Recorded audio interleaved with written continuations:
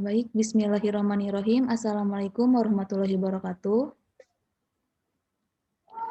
Pertama-tama saya ucapkan terima kasih kepada Bapak Fatur Rahman SPD MT selaku Ketua Sidang dan dosen pembimbing saya yang telah membimbing saya.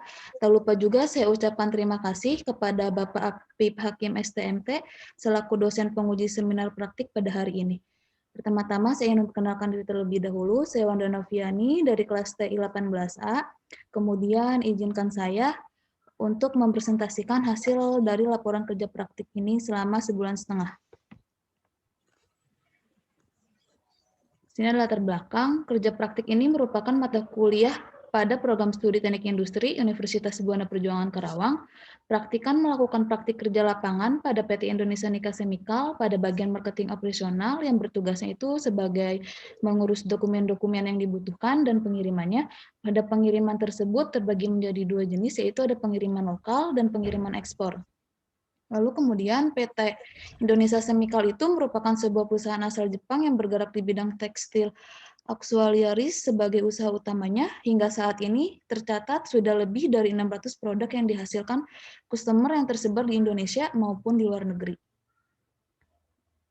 Lalu di sini ada tujuannya, yaitu mempelajari dan mengamati prosedur kegiatan pelaksanaan dalam ekspor barang. Yang kedua, mempelajari dan mengamati dokumen yang diterapkan dalam kegiatan ekspor sesuai prosedur.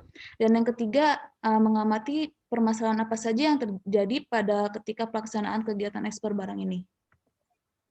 Lalu di sini ada tinjauan pustaka, ada definisi ekspor, yaitu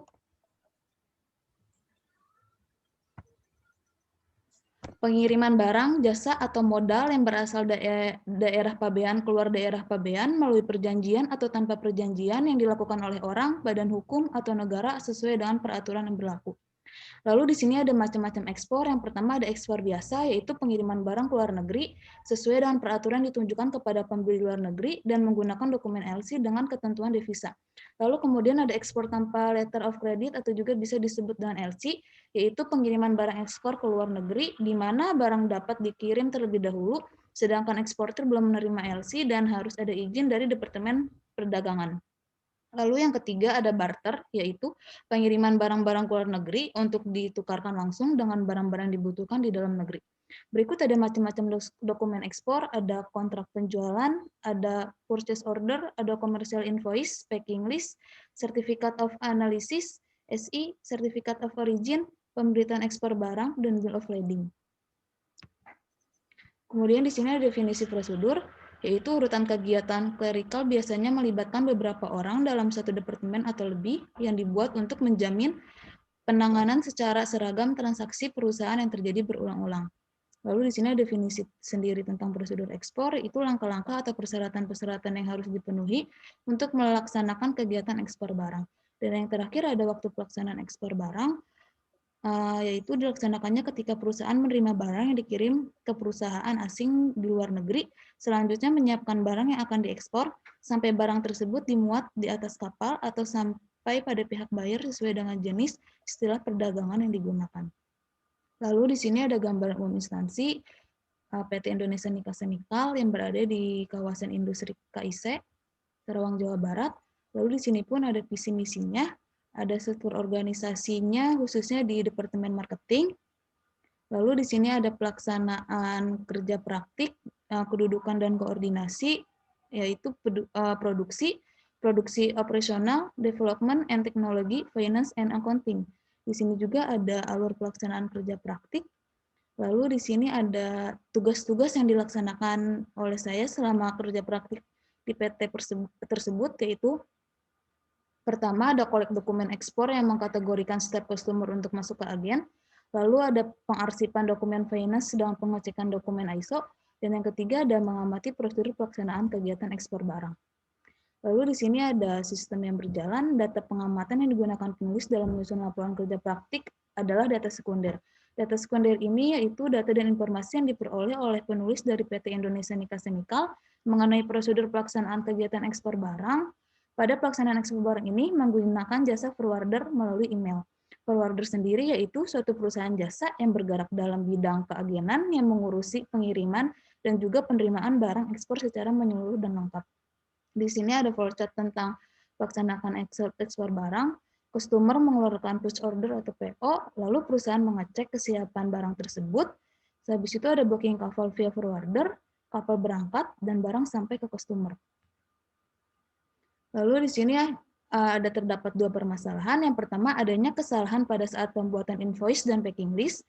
Kesalahan yang terjadi pada pembuatan invoice dan packing list itu pada saat penginputan gross weight and net weight yang menyebabkan berat yang di packing list dan invoice tidak sesuai dengan berat barang sesungguhnya. Serta adanya kesalahan pencatatan nomor kontainer yang mengakibatkan barang tidak bisa keluar dari pelabuhan. Karena nomor kontainer yang ada di packing list tidak sesuai dengan nomor kontainer yang telah dipesan. Lalu permasalahan yang kedua itu yaitu adanya keterlambatan pengiriman dokumen pengapalan dan adanya kerusakan alat pendukung. Keterlambatan terjadi karena kurangnya persiapan dari bagian ekspor dikarenakan banyaknya permintaan barang yang masuk dan kurangnya jumlah karyawan yang terdapat di bagian tersebut sehingga proses pengiriman barang mengalami keterlambatan. Lalu di sini ada solusinya berdasarkan pengamatan yang telah dilakukan dan menemukan masalah-masalah yang dijelaskan sebelumnya, maka dari itu ada dua solusi yaitu sebagai berikut. Yang pertama, kesalahan pada saat pembuatan invoice dan packing list sebaiknya dilakukan pengecekan setiap selesai pembuatan invoice dan packing list. Dan pastikan ke customer bahwa invoice dan packing list yang sudah dibuat sudah benar-benar sesuai dengan sales kontrak. Lalu ada sebaiknya penambahan karyawan atau sumber daya manusia di perusahaan khususnya di bagian ekspor, supaya semua keperluan atau persiapan ekspor tidak hanya dilakukan oleh satu orang saja, karena jika semuanya dilakukan oleh satu orang, maka kegiatan ekspor yang ada di perusahaan menjadi kurang efektif. Di sini ada kesimpulannya, yaitu prosedur dalam kegiatan pelaksanaan ekspor menjalin kerjasama dengan negara lain untuk mengirimkan barang hasil produksi dalam negeri ke negara yang diajak bekerja sama, yakni barang produk yang akan diekspor harus berkualitas dan sesuai dengan produk legal serta mempunyai surat izin resmi oleh Bea Cukai yang kemudian dikirimkan melalui jalur darat, udara maupun laut dengan ketentuan dikenakan pajak setiap negaranya.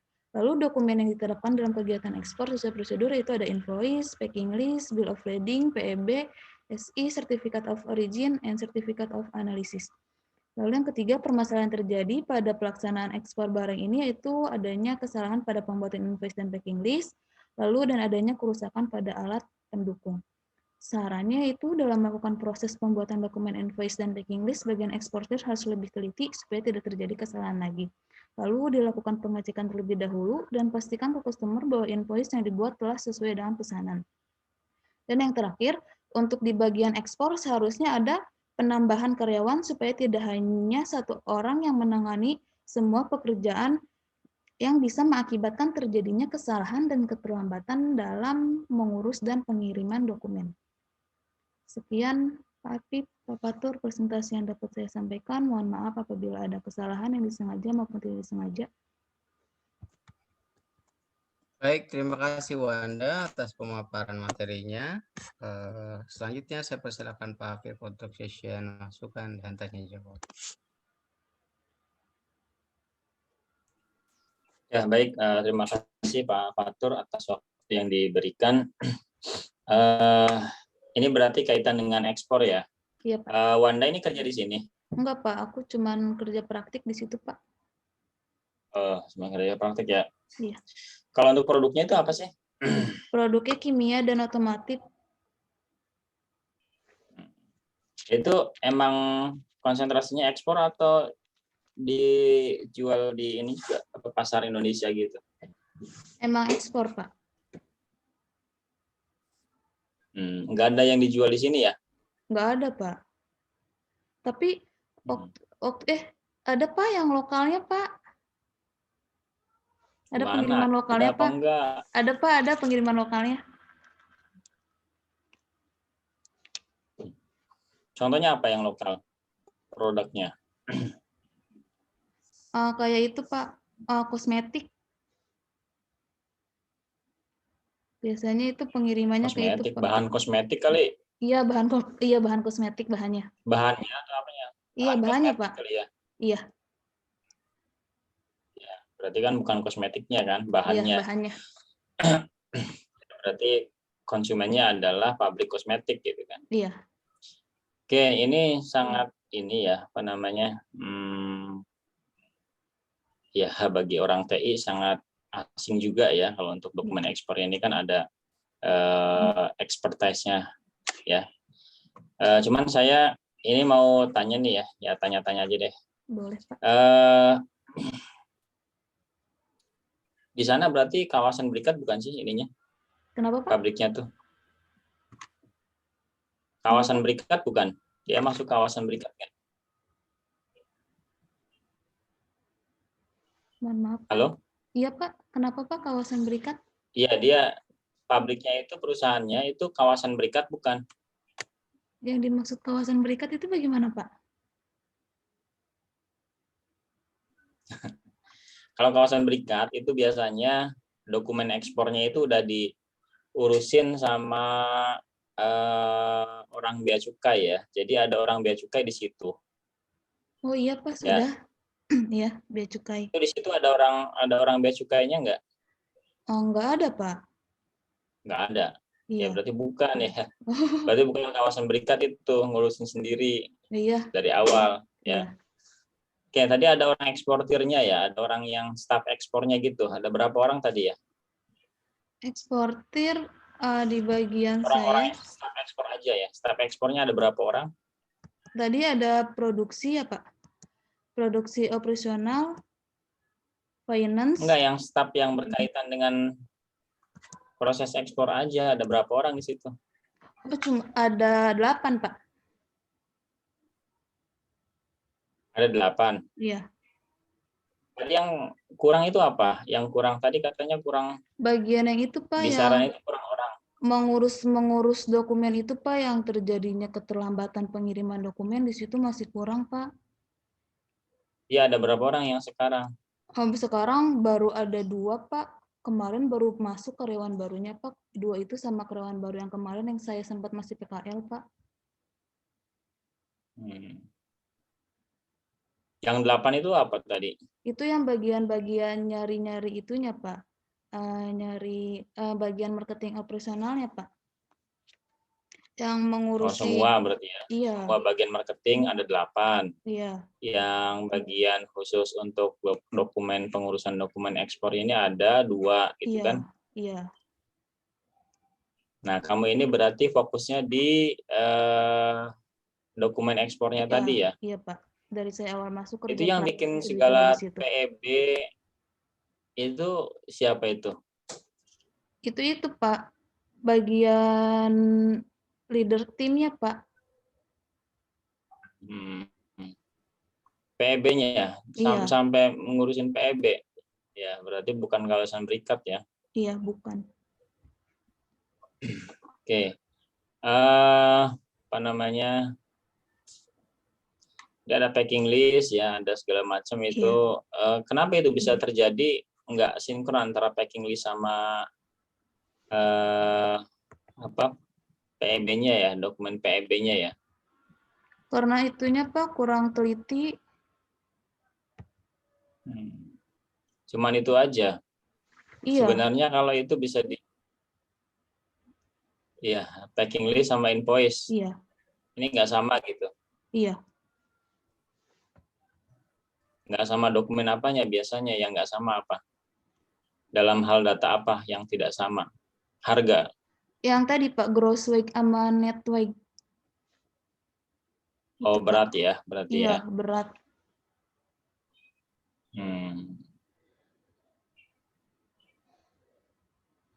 Oke, ini dari misalnya terima PO tadi di flow tadi ya?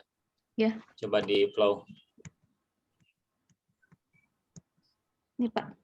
Dari terima PO sampai dengan barang dikirim ini berapa lama ini lead time-nya ini? Terkadang kalau misalnya katanya waktu itu saya nanya ke pembimbing lapangan saya, Pak, kalau yang lewat kapal ya, Pak, itu kadang sampai berhari-hari, Pak, karena tergantung sama ombaknya juga, Pak. Berhari-hari atau berbulan-bulan?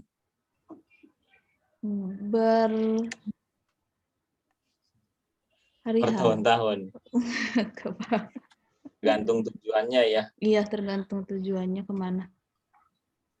Ya, oke.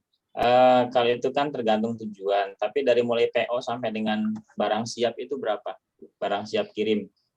Berapa Biasanya hari 3 lead hari, time-nya? Pak, persiapannya. 3 hari. Iya. Forwardernya siapa sih biasanya? PT apa yang dipakai? Kenapa, Pak?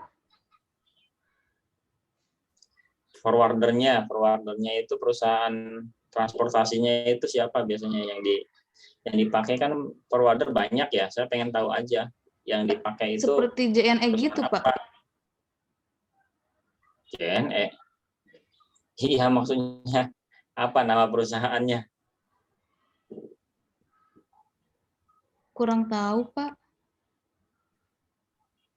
Nggak tahu.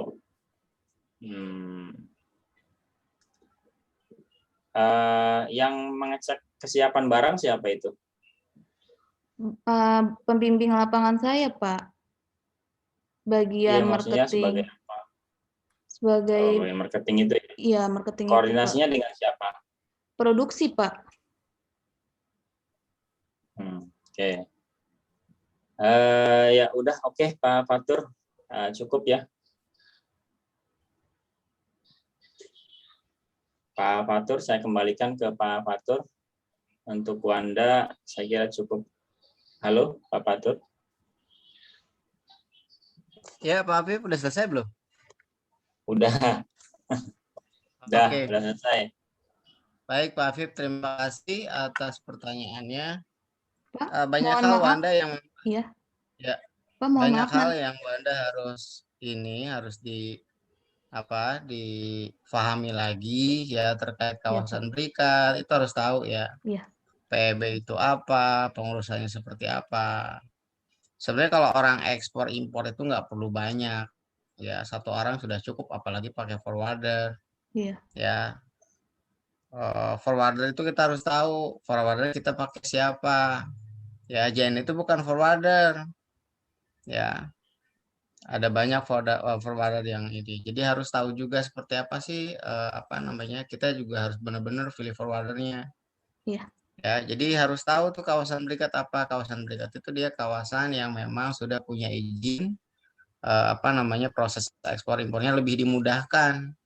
Ya, jadi di situ biasanya standby orang bea cukai atau memang kawasan berikat yang dia tidak standby orang bea cukai tapi kita nanti ke perusahaan tetangga misalkan itu dibuat satu kawasan berikat ya tapi kantornya misalkan di perusahaan tetangga kita ada seperti itu ya jadi harus difahami seperti itu Anda ya Iya, Pak. terkait ekspor impor Iya. ya terus dokumen yang harus disiapkan apa saja ya jadi sebenarnya kalau orang ekspor impor itu nggak perlu banyak orangnya ya tidak lebih dari 2 orang kecuali memang loading kontainernya tiap hari banyak gitu. Satu hari berapa kontainer biasanya?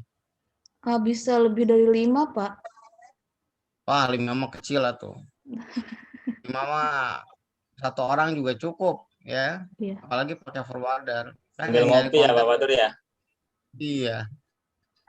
Sambil ngopi kalau 5 ya. Apalagi yang yang nyari kontainer juga forwarder, yang ngurusin semuanya forwarder. Kita cuma melengkapi dokumen saja. Ya, iya, ada satu perusahaan yang memang dia bisa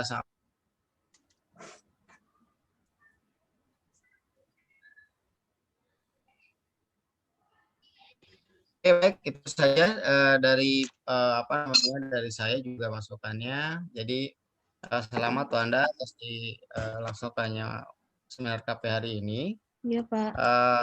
Silahkan closing Anda. Pak, boleh izin minta buat dokumentasi sebentar, Pak, buat nanti bukti. Silahkan. Tinggal di capture aja dari video. Screenshot aja. Ya, di screenshot aja. Ya. Iya, Pak, sudah. Ya. Oke, baik. Terima kasih atas hari ini. Selanjutnya marilah kita tutup bersama-sama seminar KP atas nama Wanda Noviani ini dengan bersama-sama Syamdala.